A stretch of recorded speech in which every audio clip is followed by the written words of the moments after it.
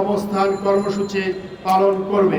আগামী 14 তারিখে সারা বাংলাদেশের সমস্ত জেলা হেডকোয়ার্টারে ইসলামী ব্যাংকের প্রধান শাখার সামনে অবস্থান কর্মসূচি পালন করা হবে।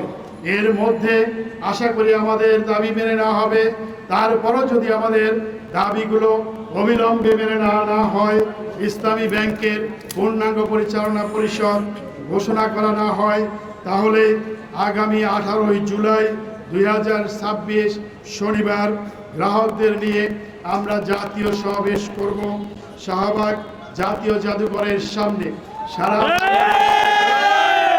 সারা বাংলাদেশ থেকে আমাদের 3 কোটি গ্রাহক, 80 লক্ষ ক্ষুদ্র এবং মাঝারি বিনিয়োগ গ্রহণকারী সবাইকে নিয়ে ঢাকায় জাতীয় জাদুঘরের সামনে আগামী 18 জুলাই শনিবার গ্রাহকদের মহাসমাবেশ অনুষ্ঠিত হবে।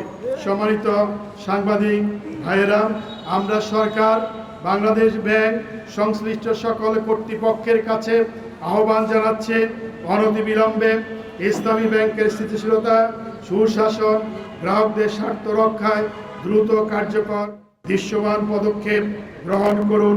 আমাদের একমাত্র লক্ষ্য ইসলামী ব্যাংকে একটি নিরাপদ, স্থিতিশীল, পেশাদার ও জনগণের আস্থা ভাজন প্রতিষ্ঠান হিসাবে গড়ে তোলা।